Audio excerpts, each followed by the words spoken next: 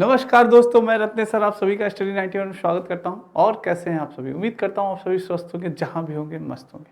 दोस्तों आज बहुत ही इंपॉर्टेंट सेशन लेके आया हूं। जैसा कि आप जानते हैं दोस्तों, आज हम नोम चॉम्स्की के बारे में पढ़ेंगे।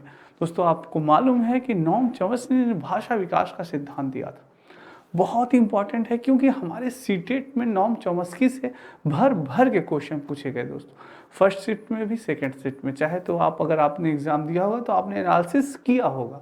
तो दोस्तों आज बहुत इंपॉर्टेंट सेशन है, इसलिए एक बार शेयर कर दीजिएगा और एक बार लाइक कर दीजिएगा। आइए स्टार्ट करते हैं अपना सेशन दोस्तों, बहुत ही मज़ेदार और धमाकेदार होने वाला है। दोस्तों ये है स्टडी 91 में कुछ आपको इन्फॉर्मेशन दी गई है, आप सभी इसका स्क्रीनशॉट ले सकते हैं दोस्तों, ठीक है। ये आधुनिक इतिहास का इंडिविजुअल बैच और ये आपका वीडियो री एग्ज़ाम का महाबचत ऑफर स्टार्ट हो चुका है, आप सभी से ले सकते हैं। आइए स्टार्ट करते हैं, बात करते हैं नोम चॉम्स्की की दोस्तों। तो दोस्तों आप थोड़ा सा इनके जीवन परिचय के बारे में बात होगी कि इनका जन्म कहाँ पे हुआ था दोस्तों, इन्होंने कौन सी पुस्तकें लिखी थी इसके बारे में, क्योंकि थोड़ा सा आप जब उनके बारे में आप जानते रहेंगे तो उन्होंने क्या थॉट्स प्रेजेंट की थी इसके बारे में भी हम जान पाएंगे। आइए जानते हैं। तो दोस्तों नोम चॉम्स्की, इनका पूरा नाम क्या था? एब्राहम नोम चॉम्स्की था। क्या नाम था? एब्राहम नोम चॉम्स्की था इनका पूरा नाम दोस्तों। और इनका जन्म हुआ था 7 दिसंबर 1928 में। कब जन्म हुआ था? 7 दिसंबर 1928 में हुआ था दोस्तों। 93 उम्र थी इनकी और अमेरिका में हुआ था। कहाँ के निवासी थे ये? अमेरिका के निवासी थे, याद रखिएगा। सी टेट में तो नहीं पूछता दोस्तों, पर कभी कभी यूपी टेट में आपसे पूछ लेता है कि जो निवासी की नोम चॉम्स्की कहाँ के निवासी थे? अमेरिका के निवासी थे दोस्तों। और इन्होंने शिक्षा प्राप्त की थी पेंसिल्वेनिया विश्वविद्यालय से। इन्होंने क्या की थी? पेंसिल्वेनिया से विश्वविद्यालय से इन्होंने शिक्षा प्राप्त की थी। और इनकी एक बहुत ही महत्वपूर्ण बुक और काफ़ी फेमस बुक थी दोस्तों, काफ़ी फेमस बुक थी ये। यह बुक थी दोस्तों, काफ़ी फेमस बुक थी। यह बुक थी दोस्तों the responsibility of the intellectuals दोस्तों। यह बनी थी दोस्तों वियतनाम युद्ध की, इस पे आलोचना किया था इन्होंने, जो इन्होंने बनाई थी the responsibility of the intellectual books. इन्होंने वियतनाम से उस समय युद्ध हो रहा था, उस पर थोड़ी सी चर्चा की थी दोस्तों। और हाँ, तो दोस्तों ये चीज़ था, ठीक है। नेक्स्ट इनके भाषा विकास का सिद्धांत, इन्होंने कौन सा सिद्धांत दिया था? भाषा विकास का सिद्धांत दिया था लैंग्वेज डिवाइस का 1959 में दोस्तों दिया था, ठीक है। भाषा विकास का सिद्धांत दिया था। आइए अब जानते हैं कि आखिर इन्होंने जो भाषा विकास का सिद्धांत दिया था, क्या थॉट्स इनके, क्या विचार थे इसके बारे में। ये आधुनिक जनक, यानी कि जनक इनको माना जाता है आधुनिक भाषा विकास का जनक। चॉम्स्की के भाषा विकास सिद्धांत के महत्वपूर्ण तथ्य दोस्तों। अब इनके तथ्यों के बारे में थोड़ा सा हम लोग जानते हैं दोस्तों, क्या महत्वपूर्ण तथ्य इन्होंने दिए थे। याद रखिएगा, निवासी कहाँ के थे? ये अमेरिका के थे। कई बार क्वेश्चन पुटअप होता है कहाँ के निवासी हैं, तो ये अमेरिका के निवासी थे दोस्तों। कहाँ के? अमेरिका के निवासी थे आपके नोम चॉम्स्की जी, ठीक है। चलिए नेक्स्ट चलते हैं दोस्तों, इनके तथ्य क्या थे। सबसे पहला, जो बालक की दोस्तों, बालक के में भाषा को सीखने की जो क्षमता होती है वो जन्मजात होती है। जन्मजात in the sense by birth होती है दोस्तों। क्या होती है? बाई बर्थ होती है, बाई बर्थ होती है, जन्मजात होती है दोस्तों बालक के अंदर भाषा सीखने की क्षमता। और जो बालक दोस्तों जब लैंग्वेज सीखता है ना, वो अनुकरण करके सीखता है। अनुकरण इन द सेंस नकल करके। बालक अनुकरण करके सीखता है दोस्तों, अनुकरण करके सीखता है। अनुकरण यानी आप करते हैं नकल करके। जैसे आप बोलेंगे दोस्तों, जैसी आपकी लैंग्वेज होगी उसी तरह से उस बालक की भी लैंग्वेज हो जाएगी, उसी तरह से वो भी बोलेगा। जैसे आप बोलेंगे आम, वो भी बोलेगा आम। आम बोले, आप बोलेंगे इमली, तो वो भी बोलेगा इमली दोस्तों। तो ये चीज़ होती है। इसीलिए कहा जाता है कि बालक के सामने आप सोच समझ के भाषा का प्रयोग करें। किसी भी दोस्तों ऐसी भाषा का प्रयोग ना करें कभी भी। जैसे होते हैं ना कुछ पेरेंट्स दोस्तों गलत भाषा का प्रयोग करते हैं। आपको गलत भाषा का प्रयोग बच्चों के सामने नहीं करना है, क्योंकि तो तुरंत दोस्तों, क्योंकि बालक जो होते हैं, जानते हैं आप, बालक बंदर होते हैं। क्या होते हैं? बंदर होते हैं। हम सभी भी बंदर हैं दोस्तों, बंदर प्रजाति के आप सभी जानते हैं। तो जो बचपन में हम लोग थोड़ा सा ज़्यादा एक्टिव होते हैं तो बंदर होते हैं। तो बंदर क्या होते हैं? नकलची होते हैं दोस्तों। क्या होते हैं? नकलची होते हैं। बहुत ही जल्दी नकल करते हैं और चीज़ों को तुरंत दोस्तों क्या करते हैं? रिपीट करते हैं। अगर आप बंदर को दोस्तों एक ईंटा फेंक के मारेंगे, तुरंत बंदर भी उठाएगा, वो भी एक ईंटा फेंक के मारेगा, वही ईंटा फेंक के मार देगा आपको। तो उसी तरह से बच्चे जो होते हैं दोस्तों, जैसे ही आप भाषा बोलेंगे, अच्छी भाषा बुरी भाषा, तो बच्चे भी सीख जाते हैं। कुछ पेरेंट्स कभी कभी ये सोचते हैं अरे यार ये भाषा तो मैंने सिखाई नहीं। आपने नहीं सिखाई गलत भाषा, पर आप बोलते तो हैं गलत भाषा, और बच्चा वही सीखता है, वही अनुकरण करता है, देखता है अरे यार पापा तो ऐसे बोल रहे थे, और उसी तरह से वो भी बोलने लगता है। तब आपको एहसास होता है यार सही करें कि रत्नेश सर ने सही बताया था कि कभी भी हमें बच्चों के सामने गलत भाषा का प्रयोग नहीं करना चाहिए, नहीं तो बच्चे भी उसे तुरंत सीख जाएंगे। तो वो चीज़ है दोस्तों। तो इन्होंने नाम चॉम्स्की जी ने कहा कि जो बालक में भाषा सीखने की क्षमता होती है वो जन्मजात होती है, बाय बर्थ होती है, अर्थात बालक में भाषा अर्जन करने की क्षमता बचपन से ही होती है। यह अनुवांशिक और सार्वभौमिक होती है। ये अनुवांशिक भी होती है दोस्तों, और सार्वभौमिक, हर जगह से बच्चे बालक सीखते रहते हैं भाषा। सार्वभौमिक यानी कहीं से भी सीखते हैं, मोबाइल से सीखते हैं, आस पड़ोस से सीखते हैं, अपने माता पिता से सीखते हैं, हमेशा दोस्तों हर जगह से भाषा आप सीख सकते हैं, और बालक भी यही करता है दोस्तों। अनुवांशिकता और सार्वभौमिक बहुत इंपॉर्टेंट पॉइंट है, और जन्मजात होती है ये हमेशा एग्जाम में आपके पूछा जाता है कि भाषा सीखने की क्षमता क्या होती है, जन्मजात होती है, याद रखिएगा, ठीक है। और अनुवांशिक और सार्वभौमिक, ये स्क्रीनशॉट आप इसका ले लीजिएगा। नेक्स्ट चलते हैं, बालक में भाषा अर्जन की क्षमता कुछ निश्चित समय तक होती है। क्या होती है? भाषा अर्जन करने की क्षमता कुछ निश्चित समय तक होती है दोस्तों। उसके बाद जो भाषा अधिग्रहण क्षमता होती है, शुरुआती 5 वर्ष तक वो बहुत ही प्रभावशाली होती है। 5 वर्ष तक काफ़ी प्रभावशाली होती है दोस्तों, एक्टिव होती है, आप कह सकते हैं एक्टिव होती है, और काफ़ी तेज काम करती है दोस्तों, काफ़ी फास्ट काम करती है। क्या करती है? काफ़ी फास्ट काम करती है। और फिर आपके मन में ये प्रश्न होगा क्या सर 5 वर्ष बाद स्लो हो जाती है डिवाइस? हाँ, तो दोस्तों इन्होंने बताया कि इन्होंने एक डिवाइस बताई थी। इन्होंने एक डिवाइस बताई, उसका नाम था एलईडी डिवाइस। इसके बारे में अभी हम आगे चर्चा करेंगे दोस्तों। एलईडी डिवाइस थी दोस्तों, ये क्या होती है? हमारे सभी के ब्रेन के अंदर होती है, पर ये बाल्यावस्था में यानी बचपन में बहुत ही ज़्यादा एक्टिव होती है। तो इस पर और अभी डिस्कस होगा, अभी पहले इस पे जानते हैं दोस्तों।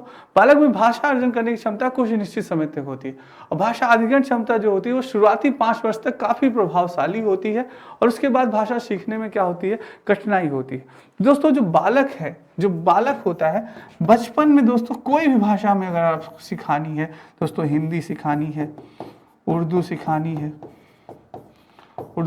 है, पंजाबी सिखानी है, या आपको बालक को चाहिए कि इंग्लिश आपको सिखाना है कि मेरा बेटा फर्राटेदार इंग्लिश बोलेगा, what is your name, what is your, where are you live, हाँ स्टार्ट कर दे इंग्लिश वॉक। हाँ, तो दोस्तों हर पेरेंट्स चाहता है, तो अगर आपको अपने बच्चे को इंग्लिश सिखाना है तो आप दोस्तों ऐसा उसको इन्वायरमेंट दीजिए। आप एक बहुत ही अच्छा उदाहरण है कि किसी भी अंग्रेज के पास दोस्तों, किसी भी अंग्रेज फैमिली है, कोई भी अंग्रेज फैमिली है, तो उसे आप उसके पास छोड़ दीजिए। मुश्किल से दोस्तों शुरुआती स्टार्ट में जब आपका बच्चा मान लीजिए 10 साल का है, 11 साल का है, 12 साल का, छोड़ दीजिए। फिर दोस्तों उसको 2-3 साल, 4 साल, 5 साल वहीं छोड़ दीजिए। देखिए 4-5 साल बाद आप जाएंगे, देखेंगे उसकी लैंग्वेज एकदम इंग्लिश वाली हो जाएगी, इंग्लिश में ही बोलेगा, इंग्लिश में ही बात करेगा, सारी चीज़ें, क्योंकि वैसा उसका इन्वायरमेंट मिला है, वैसी चीज़ें मिली। क्योंकि वो बहुत ही तेज़ दोस्तों क्या करते हैं, मैंने ना बच्चे बहुत ही तेज़ यानी कि कैच करते हैं, नकलची होते हैं, बहुत ही तेज चीज़ों को समझते हैं स्टार्टिंग में। अगर हम आप दोस्तों रहेंगे तो हम आप पे भी असर पड़ेगा, पर जितना बच्चे सीख पाएंगे उतना हम नहीं सीख पाएंगे, उतना जल्दी हम नहीं सीख पाएंगे। हम भी रहें अगर फैमिली के साथ मुश्किल से 2-3 साल, 4 साल, तो उतना अच्छा हम नहीं सीख पाएंगे जितना बच्चे सीख पाए। तो शुरुआती स्टार्ट में ये काफ़ी प्रभावशाली होती है, पर बाद में क्या होगी? कठिनाई होने लगती है। ये कहा आपके नाम चॉम्स्की ने। नेक्स्ट है, बालक में भाषा या व्याकरण सीखने की क्षमता जन्मजात होती है, लेकिन उस भाषा को सीखने की क्षमता को क्रियान्वयन रूप वातावरण दिया जाना चाहिए। दोस्तों वही चीज़ है वातावरण, इन्वायरमेंट। दोस्तों इन्वायरमेंट का हमारी भाषा पे दोस्तों, और हमारे दोस्तों रहन सहन पे, हर चीज़ पे दोस्तों, केवल भाषा की बात ना की जाए, हमारे रहन सहन, हमारी संस्कृति, धर्म, हर चीज़ पे दोस्तों हमारे पर्यावरण का क्या होता है? असर पड़ता है, हमारे पर्यावरण का असर पड़ता है। तो दोस्तों जो वातावरण है, जैसा मैंने आपको बताया कि जैसे बाय द वे आप जानते हैं दोस्तों कि अगर उदाहरण दूं मैं इसका, उदाहरण मैं दूं दोस्तों, तो आप जानते हैं कि कोई भी हिंदू फैमिली है दोस्तों, अगर हिंदू फैमिली है, कोई भी हिंदू फैमिली है, तो हिंदू परिवार के बच्चा जो होगा दोस्तों, वो क्या होगा? हिंदी बहुत अच्छी बोलेगा। क्या बोलेगा? वो हिंदी बहुत ही अच्छी बोलेगा। वो हिंदी बहुत ही अच्छी बोलेगा, क्योंकि वो हमेशा अपने हिंदू फैमिली के साथ रहता है, हमेशा हिंदू फैमिली के साथ रहता है दोस्तों। तो हिंदू फैमिली में हमेशा हिंदी बोली जाती है, उठना बैठना खाना पीना हिंदी में सारी चीज़ें। तो वो हिंदी भाषा भी बहुत ही अच्छी से सीख जाएगा बच्चा तुरंत। पर वहीं दोस्तों जो मुस्लिम फैमिली होगी, मुस्लिम फैमिली होगी, तो वो क्या होगी, वो उर्दू का इस्तेमाल करती होगी। किसका इस्तेमाल करती होगी? उर्दू का इस्तेमाल करती हुई। तो उनका बच्चा क्या सीखेगा? उर्दू ही तो सीखेगा, हिंदी नहीं सीख पाएगा, क्योंकि वो ऐसा इन्वायरमेंट मिला है उनको कि वो क्या करें, उसी इन्वायरमेंट में अपने बच्चे को रखें, हमेशा उर्दू में बोलना बैठना सारी चीज़ें बात हो रही है किसमें? उर्दू में। तो उनका भी बालक क्या करेगा? उर्दू बोलेगा, अच्छी उर्दू। पर दोस्तों अगर कहीं किसी अंग्रेज की फैमिली है, अंग्रेज की फैमिली है, तो वो क्या बोलेंगे? इंग्लिश बोलेंगे। पर अगर किसी हिंदू फैमिली का बच्चा अगर अंग्रेज की फैमिली में रहने लगे दोस्तों, हिंदू फैमिली का बच्चा अंग्रेज की फैमिली में रहने लगे, मान लीजिए स्टार्टिंग से ही रह रहा है वो 10 साल 15 साल, तो दोस्तों उसके इन्वायरमेंट क्या पड़ेगा? वो बहुत ही अच्छी इंग्लिश बोलना सीख है, क्योंकि जो अंग्रेज की फैमिली होगी दोस्तों, वो सुबह शाम इंग्लिश ही तो बात करेंगे, इंग्लिश में बात करेंगे, इंग्लिश में बैठना उठना, तो वो भी क्या करेगा? वो भी इंग्लिश में बात करेगा। तो वो क्या है, भले वो हिंदू फैमिली से बिलोंग करता है, पर उसको कैसा मिला? इन्वायरमेंट मिला। इन्वायरमेंट किसका मिला? इंग्लिश का इन्वायरमेंट मिला। तो वो अंग्रेजों के साथ ही रह रहा है, अंग्रेजी फैमिली में रह रहा है, पर दोस्तों वो अंग्रेजी ही सीख रहा है, भाषा क्या कर रहा है दोस्तों? इंग्लिश सीख रहा है वो, उसका ऐसा इन्वायरमेंट मिला। ऐसे कई उदाहरण है, आपने देखा होगा कि आपने न्यूज़पेपर में पढ़ा होगा कि एक जंगल में एक बच्चे को, एक छोटे से बच्चे को एक लोमड़ी उठा ले गई थी। एक बच्चे को क्या उठा ले गई थी? एक लोमड़ी उठा ले गई थी दोस्तों, लोमड़ी उठा ले गई थी। तो कुछ समय बाद दोस्तों, लोमड़ी इन द सेंस भेड़िया उठा ले गया था, शायद भेड़िया था, हाँ भेड़िया था दोस्तों, लोमड़ी नहीं, भेड़िया था। तो भेड़िया उठा ले गया था दोस्तों। तो भेड़िया, फिर बच्चा जब 10-15 साल 20 साल बाद पाया गया, तो ये देखा गया कि भेड़िया जो बच्चा था, जो मनुष्य का बच्चा था, वो भेड़िए की ही तरह चल रहा था, भेड़िए की तरह आवाज़ निकाल रहा था, भेड़िए की तरह बिहेवियर कर रहा था। तो ये क्या रीज़न था दोस्तों? इसका रीज़न यही है कि वातावरण, क्रियान्वयन रूप में वातावरण, जैसा उसका उस बालक को वातावरण मिला, उसी के अकॉर्डिंग उसने किया। तो वो दोस्तों बचपन से भेड़ियों के साथ रहता था, भेड़ियों के साथ उठना बैठना बोलना, तो ऐसा उसकी लैंग्वेज भी हो गई। तो ये चीज़ है। चलिए नेक्स्ट चलते हैं दोस्तों। ये आपके स्टडी 91 में कुछ पुस्तकें दी गई हैं दोस्तों, बहुत इंपॉर्टेंट है।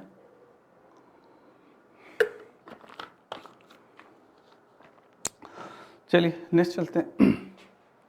चम्स्की के अनुसार छात्र भाषा को अधिग्रहण करने हेतु 2 स्तरों का उपयोग करता है। दोस्तों कौन सी स्तरों का प्रयोग करता है? 2 स्तरों का, सतही संरचना और गहरी संरचना, 2 स्तरों का प्रयोग वह करता है। इसके बारे में हम जानेंगे, सतही संरचना और गहरी संरचना के बारे में जानेंगे।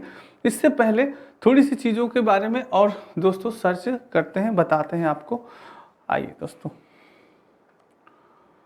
चलिए दोस्तों, जैसे कि बता दें 2 स्तर उन्होंने बताया, कौन सी? सतही संरचना, गहरी संरचना। इसके बारे में थोड़ा सा चर्चा करते हैं, पर इससे पहले जानते हैं दोस्तों थोड़ा सा इसके बारे में दोस्तों जानते हैं। दोस्तों आप देख सकते हैं नॉम चॉम्स्की अवस्था सिद्धांत। नॉम चॉम्स्की ने बताया कि हमारे ब्रेन 2 पार्ट होते हैं दोस्तों। ब्रेन के कितने पार्ट होते हैं इन्होंने बताया? 2 पार्ट बताया दोस्तों। एक इन्होंने बताया लेफ्ट हेमिस्फीयर, क्या बताया? एक पार्ट इन्होंने बताया लेफ्ट हेमिस्फीयर दोस्तों, दूसरा पार्ट इन्होंने बताया राइट हेमिस्फीयर। यानी इन्होंने ब्रेन के कितने पार्ट बताए दोस्तों? 2 पार्ट बताए, लेफ्ट हेमिस्फीयर और राइट हेमिस्फीयर, ठीक है।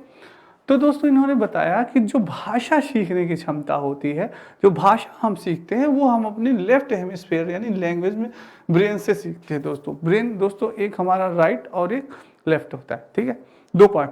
तो दोस्तों जो हमारा लेफ्ट हेमिस्फीयर होता है उसमें हम भाषा सीखते हैं, उससे हम लॉजिक हो गया, तर्क हो गया दोस्तों, आइडिया हो गए, विचार आ गए।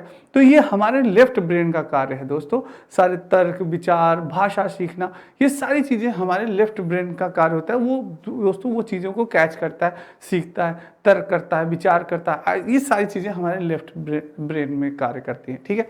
और जो हमारा राइट हेमिस्फीयर होता है दोस्तों, इसमें हम आर्ट्स जैसे कला हो गई दोस्तों, कला बनाना है, पेंटिंग करना है, तो ये हमारा राइट हेमिस्फीयर का एक्टिव रहेगा, वो कार्य करेगा, हाँ यार पेंटिंग इस तरह से बनाना है। और फीलिंग्स हो गए दोस्तों, जो फीलिंग्स हमारे अंदर आती है दोस्तों, तो वो हमारे राइट हेमिस्फीयर माइंड के अंदर ही आती है, फीलिंग्स हो गए। और दोस्तों इमेजिनेशंस जो हम दोस्तों कल्पना करते हैं, इमेजिनेशन इन द सेंस कल्पना करना, जो हम कल्पना करते हैं दोस्तों, वो सब सारी चीज़ें हमारे राइट ब्रेन का कार्य होता है। जो हमारा राइट ब्रेन होता है वो ये सारी चीज़ें करता है, कल्पना करना, कला, पेंटिंग करना, फीलिंग्स दोस्तों, ये सारी चीज़ें। और राइट जो लेफ्ट हेमिस्फीयर उसमें हमारी भाषा सीखने की क्षमता होती है, तर्क करने की क्षमता होती है, आइडिया, ये सारी चीज़ें कार्य हमारा कौन करता है, हमारा लेफ्ट हेमिस्फीयर करता है, ठीक है। और एक बहुत ही ज़रूरी चीज़ बताई नॉम चॉम्स्की जी ने। नॉम चॉम्स्की ने कहा कि हमारे ब्रेन में एक डिवाइस लगी होती है। कौन सी डिवाइस होती है? LED होती है दोस्तों। हमेशा इसका फुल फॉर्म पूछा जाता है, हमेशा फुल फॉर्म पूछा जाता है एग्जाम में, तो याद रखिएगा इसका फुल फॉर्म होता है लैंग्वेज एक्विजिशंस डिवाइस। दोस्तों क्या होता है? लैंग्वेज एक्विजिशन डिवाइस होता है, जिसे कि दोस्तों क्या कहा जाता है? भाषा अधिग्रहण यंत्र भी कहा जाता है। लैंग्वेज एक्विजिशन डिवाइस दोस्तों, डिवाइस जिसे क्या कहा जाता है? भाषा अधिग्रहण यंत्र, भाषा अधिग्रहण यंत्र। मैंने अभी आपको बताया था दोस्तों पहले कि यही वो यंत्र है दोस्तों जिससे कि बालक भाषा को सीखता है। बालक ही नहीं, प्रत्येक व्यक्ति दोस्तों इस भाषा को सीखता है। पर इन्होंने बताया प्रथम 5 वर्षों तक दोस्तों यह यंत्र बहुत ही ज्यादा क्या होता है? एक्टिव होता है, बहुत ही ज्यादा क्या होता है? एक्टिव होता है, बहुत ही यह तीव्र गति से काम करता है, किसी भी चीज को बहुत ही तेज कैप्चर करता है, बहुत ही तेजी से सीखता है दोस्तों, यानी लैंग्वेज को बहुत तेज। क्योंकि बचपन में ये डिवाइस बहुत ही तीव्र का होता है, क्योंकि बचपन में हमारा माइंड आप जानते हैं कोरे कागज के समान होता है। तो ये डिवाइस होती है दोस्तों। कुछ लोगों के दिमाग में चले कि बचपन में डिवाइस ट्रांसफर कर लिया जाए, अपने अंदर लगा, नहीं दोस्तों, ये डिवाइस क्या होती है? ये गॉड गिफ्टेड होती है। क्या होती है? गॉड गिफ्टेड होती है। ऐसा नहीं आप ऑपरेशन करके इसको डिवाइस को निकाल सकते हैं। ये एक गॉड गिफ्टेड आप कह सकते हैं तोहफा होता है, जो कि उम्र के साथ साथ जैसे हमारी उम्र बढ़ती जाती है, ये डिवाइस की क्षमता जो होती है दोस्तों वो भी धीरे धीरे क्या होती है? कम होती जाती है। इस डिवाइस की भी क्षमता क्या होती है? धीरे धीरे कम होती जाती है। तो हमें भाषा सीखने की जो क्षमता हमारी होती है वो धीरे धीरे कम हो जाती है दोस्तों। बचपन में आप देखा होगा जैसे कि हमें कोई भी लैंग्वेज है, इंग्लिश है, उर्दू है, हिंदी है, इन सब सारी चीज़ों को हम बहुत ही तेज़ी से सीख जाते थे। पर अब वो चीज़ें हमें सीखने में दिक्कत होगी। क्यों होगी? क्योंकि दोस्तों ऑलरेडी हमारे अंदर हिंदी रोम रोम में हमारे घुस चुकी है। हाँ, तो और भाषा बोलने में, सीखने में हमें क्या होगी? दिक्कत होगी। पहले दोस्तों उसे हमें निकालना पड़ेगा। तो ये चीज़ है। तो वो चीज़ें दोस्तों हो जाती हैं, जो चीज़ें हमारे आदत में हो जाती हैं उन्हें दोस्तों बदलना बहुत ही मुश्किल होता है। तो वो चीज़ है, ठीक है। तो ये डिवाइस दोस्तों याद रखिएगा। और इन्होंने ही दोस्तों 2 प्रकार की रचना बताई, गहरी रचना, सतही संरचना की बात की आपके नॉम चॉम्स्की जी ने। तो ये बहुत ही इंपॉर्टेंट है, याद रखिएगा कि हमारे लेफ्ट हेमिस्फीयर में लैंग्वेज सीखने की, भाषा सीखने की क्षमता होती है। राइट में दोस्तों ये इमेजिनेशन करना, फीलिंग करना, आर्ट्स, ये हो गया। और जो डिवाइस है LED डिवाइस, उसका full form language acquisitions device होता है दोस्तों, भाषा अधिग्रहण यंत्र जिसे हिंदी में कहा जाता है।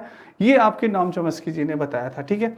अब बात करते हैं दोस्तों जो इन्होंने 2 संरचना बताई, जो संरचना बताई चॉम्स्की के अनुसार छात्र अध्ययन करने हेतु 2 स्तरों का उपयोग करते हैं। एक सतही संरचना, दूसरी क्या है? गहरी संरचना के बारे में इन्होंने बताया। तो दोस्तों जो सतही संरचना है इसके बारे में बात करते हैं। इस संरचना में बालक सिर्फ भाषा की ध्वनियों एवं शब्दों का ज्ञान प्राप्त करता है, परंतु अर्थ को समझ पाने में असमर्थ होता है। जैसे मम्मी, पापा, खाना पीना। जब बालक दोस्तों छोटा होता है, बालक क्या होता है? जब छोटा होता है, मिनिमम 5 वर्ष का जब बालक होता है दोस्तों, बालक जब 5 वर्ष का होता है दोस्तों, तो वो केवल जब भाषा की ध्वनि को जानता है, जैसे हम लोग कहते हैं ना, बेटा बोलो मम्मी, बोलो बेटा पापा, तो वो मम्मी पापा तो जानता है दोस्तों, मम्मी पापा, वो बोलना भी शुरू कर देता है, पर अगर हम उससे अर्थ पूछें कि मम्मी का अर्थ क्या होता है, माँ का अर्थ क्या होता है, पिताजी का अर्थ क्या होता है, भोजन का अर्थ क्या होता है, तो वो अर्थ को एक्सप्लेन नहीं कर पाएगा। खाने का अर्थ क्या होता है तो नहीं अर्थ कर पाएगा, माँ को नहीं बताएगा, जिसने हमें जन्म दिया एक्सप्लेन नहीं कर पाएगा दोस्तों, अर्थ नहीं। चीज़ों को वो जानेगा, भाषा को बोलेगा, आप जो चीज़ें रिपीट करेंगे, बेटा बोलो सीताराम, वो भी बोलेगा सीताराम। पर आप उससे कहेंगे बेटा राम और सीता के बारे में आपको जानकारी है कि राम जी कौन थे, सीता जी कौन थी, आपको जानकारी है, तो वो कहेगा नहीं, उसे जानकारी नहीं होती। तो यानी कहने का अर्थ ये था नाम चॉम्स्की जी का कि वो भाषाओं को की ध्वनियों को सब जानेगा, पर उनके शब्दों का ज्ञान उसे नहीं होगा दोस्तों, वो नहीं समझ पाएगा, वो समझ पाने में क्या होगा, असमर्थ होगा, वो चीज़ों को जल्दी नहीं समझ पाएगा, ये चीज़ था। दूसरी संरचना की बात की उन्होंने, गहरी संरचना, डीप लेवल दोस्तों बात की है। आप सभी इसका स्क्रीनशॉट ले सकते हैं दोस्तों, जल्दी से स्क्रीनशॉट ले लीजिए आप सभी, बहुत इंपॉर्टेंट है। नेक्स्ट बात करते हैं दोस्तों कि उन्होंने गहरी संरचना के बारे में बताया, डीप लेवल। अब जब डीप लेवल की बात की नाम चॉम्स्की जी ने दोस्तों, तो इसमें बालक शब्दों एवं ध्वनियों के अर्थ को समझने लगता है। अब बालक थोड़ा सा क्या हो जाता है दोस्तों, बड़ा हो गया है।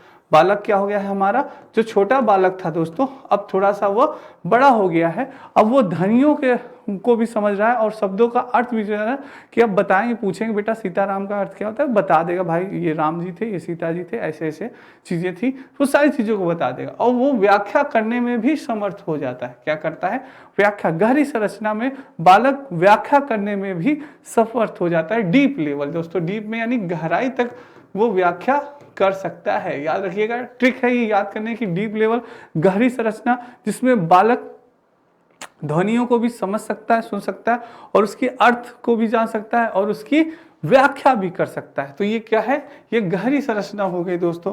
और ये आपकी सतही संरचना हो गई, जिसमें ध्वनियों को वो जानता है, सुनता है, बोल भी लेता है, पर उसका अर्थ नहीं जान पाता। ये बहुत इंपॉर्टेंट है आपके नाम चॉम्स्की में, गहरी संरचना और दोस्तों डीप लेवल। दोस्तों गहरी संरचना और सतही संरचना, इसके बारे में हमेशा आपसे क्वेश्चन पुटअप होता है, चाहे वो आपका सीटेट का एग्जाम हो, चाहे आपका यूपी टेट का एग्जाम हो, या आपका दोस्तों सुपर टेट का एग्जाम हो। इन सभी एग्जाम में नाम चॉम्स्की इन्हीं चीज़ों से और एलईडी डिवाइस से, इन्हीं सब चीज़ों से आपसे पूछा जाता है दोस्तों, ठीक है। तो ये आप याद रखिएगा, बहुत इंपॉर्टेंट चीज़ें हैं, ये भी स्क्रीनशॉट ले लीजिएगा दोस्तों आप सभी। चलिए दोस्तों, ये चीज़ है, बहुत डिवाइड है। तो दोस्तों ये आपके नितिन सर के द्वारा कुछ नोट्स दिए गए हैं, ये नोट्स दिया गया है दोस्तों, जो आपके लिए बहुत ही इंपॉर्टेंट है। आप सभी ये नोट्स ले सकते हैं दोस्तों, ठीक है। आज के लिए इतना ही दोस्तों, कल फिर मिलेंगे बहुत ही महत्वपूर्ण टॉपिक के साथ दोस्तों, और इन्हीं नाम चॉम्स्की के बारे में प्रैक्टिस सेट होगा दोस्तों। क्या होगा, प्रैक्टिस सेट, किस प्रकार से सीटेट में क्वेश्चन पूछे गए, किस प्रकार से यूपी टेट से। तो दोस्तों कल की क्लास लेना बहुत इंपॉर्टेंट है, आप लोग लीजिएगा जरूर, बहुत इंपॉर्टेंट है। क्योंकि दोस्तों वो अगर आप ले लेंगे तो नाम चॉम्स्की का सारा कॉन्सेप्ट आपका क्लियर हो जाएगा, फिर कोई भी क्वेश्चन आपसे पूछा जाए आप सरलता से उसका आंसर दे पाएंगे। तो आज के लिए इतना ही दोस्तों, वीडियो अच्छी लगी तो लाइक और शेयर जरूर करिएगा। कल फिर मिलेंगे बहुत इंपॉर्टेंट टॉपिक के साथ, तब तक मेरे सभी बच्चों को राधे राधे, जय श्री कृष्ण, जय श्री राम और जय हिंद दोस्तों।